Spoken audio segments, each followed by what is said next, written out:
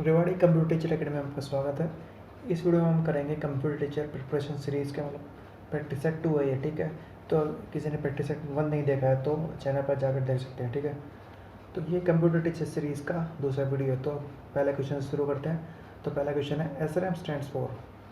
तो ऑप्शन है special random access memory, standard random access memory, stable random access memory या फिर D static random access memory. तो दोस्तों हम सब जानते हैं रैम तो होती है जैसे रैंडम एक्सेस मेमोरी, ठीक है, सबको पता है।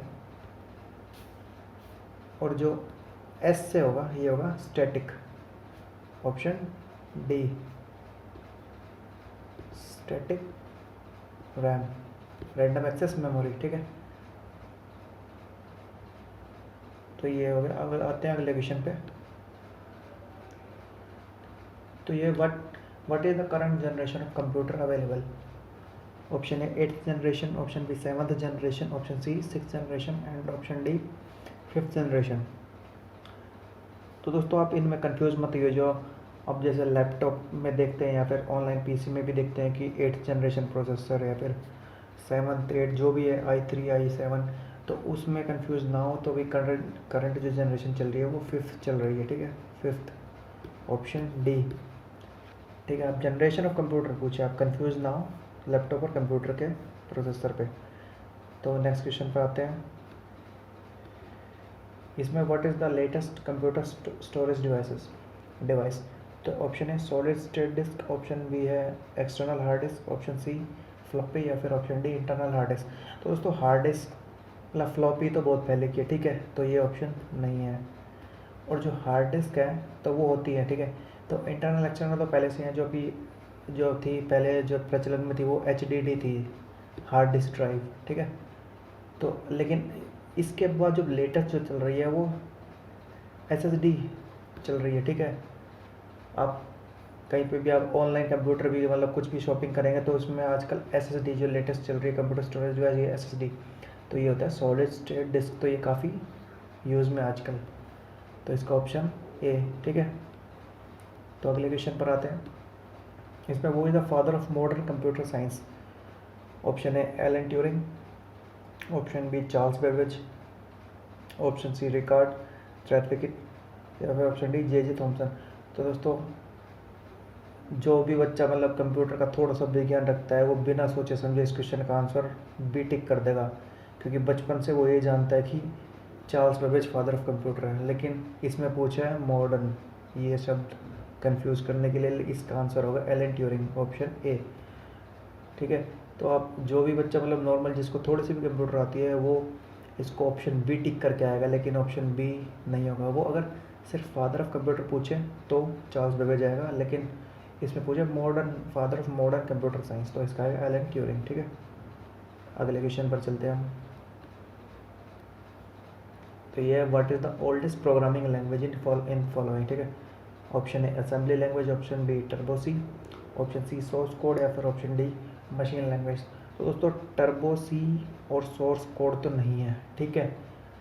और जो हम इन दोनों में से आते हैं मशीन लैंग्वेज, तो जैसे जो फर्स्ट जनरेशन थी, फर्स्ट जनरेशन में जो लिखी गई थी वो मशीन लैंग्वेज था।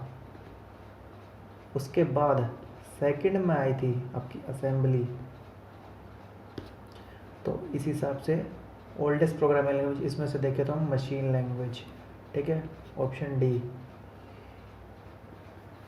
नेक्स्ट क्वेश्चन पर आते हैं। व्हाट इज CPU, ठीक है, काफ़ी इजी क्वेश्चन है, सबको पता है। और एक दो क्वेश्चन ऐसे आते हैं इजी ताकि सबको ये ना लगे कि एग्ज़ाम पूरा टफ है, ठीक है। CPU सेंट्रल प्रोसेसिंग यूनिट, ठीक है, बी ऑप्शन। अगले क्वेश्चन पर आते हैं। What does a stand in RAM. तो दोस्तों आजकल नए टाइप के क्वेश्चन यहाँ से आ रहे हैं। जैसे पहले पूछते थे रैम की फुल फॉर्म क्या होती है, ठीक है, सबको पता है। लेकिन आजकल पूछते हैं उसके कुछ अल्फ़ाबेट का मतलब उसका पूछ लेते हैं, ठीक है। तो ये आप सब ढंग से याद रखिए, ठीक है। Random access memory, option A RAM होती है, ठीक है। जैसे रोम क्वेश्चन पूछ ले तो रोम में ओ क्या होता है, रीड ओनली ओपन, इसी तरीके से ऑप्शन दे देंगे, ठीक है, कन्फ्यूज़ करने के लिए। तो आप पूरी फुल फॉर्म अच्छे से करिए। अगले क्वेश्चन पर चलते हैं। इसमें व्हाट इज़ हार्डवेयर। तो है ऑप्शन है सॉफ्टवेयर यूज इन कंप्यूटर, नहीं, option B physical structure of computer, ठीक है, बिल्कुल है। Option C external printer of computer, printer भी एक तरीके से आपका हार्डवेयर है, ठीक है। ऑप्शन डी कीबोर्ड हार्डवेयर है, लेकिन इसमें क्या पूछे, हार्डवेयर की डेफिनेशन पूछी आपसे, ठीक है। तो हार्डवेयर की डेफिनेशन पूछी है तो इसमें ऑप्शन बी आएगा, ठीक है, डेफिनेशन के हिसाब से। लेकिन जैसे मतलब आप हार्डवेयर, जैसे सीपीयू भी एक तरीके से आपका हार्डवेयर ही हो गया, ठीक है, लेकिन इसमें आपकी डेफिनेशन पूछी है तो डेफिनेशन के हिसाब से ऑप्शन बी करेक्ट होगा। ये question, which of the following is not an operating system, operating system कौन सा नहीं है? Option B, option A Windows, बिल्कुल है। ऑप्शन बी लाइनक्स, ये भी है। ऑप्शन सी मैक ओएस, ये भी है। तो ऑप्शन डी फायरफॉक्स, नहीं, ये ब्राउज़र है,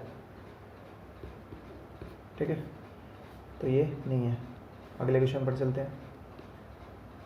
तो क्वेश्चन है notebook laptop computers belongs to dash category of computer. तो ये जैसे नोटबुक लैपटॉप और कंप्यूटर कौन सी कैटेगरी ऑफ कंप्यूटर में बिलोंग करते हैं? तो मेन फ्रेम, नहीं, ये नहीं होगा, ठीक है। मोबाइल फ़ोन, ये भी नहीं होगा, ठीक है। पोर्टेबल कंप्यूटर, ये भी होगा। तो ऑप्शन डी, आप कंफ्यूज होंगे कि मतलब पोर्टेबल कंप्यूटर और रिमोट कंप्यूटर एक ही होते हैं, लेकिन जो रिमोट कंप्यूटर वाले होते हैं, रिमोट कंप्यूटर्स में जो वो उसका जो मतलब ऑपरेशन करने का जो एरिया होता है वो लिमिटेड होता है रिमोट का। लेकिन पोर्टेबल का मतलब क्या होता है, ये समझिए आप।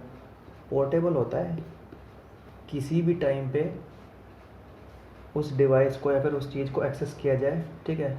लेकिन ये चीज़ रिमोट कंप्यूटर में अवेलेबल नहीं होती है। ये पोर्टेबिलिटी का मतलब यही होता है, यूज़ कहीं भी किसी भी सिचुएशन में कर सकें। तो ये आपकी पोर्टेबल कंप्यूटर आएगी, ना कि रिमोट कंप्यूटर। रिमोट कंप्यूटर्स में मतलब एक लिमिटेड एरिया होता है जो कि पोर्टेबल में पोर्टेबिलिटी को फिट नहीं होता है। तो इसका आंसर होगा ऑप्शन सी। तो दोस्तों इसमें हमने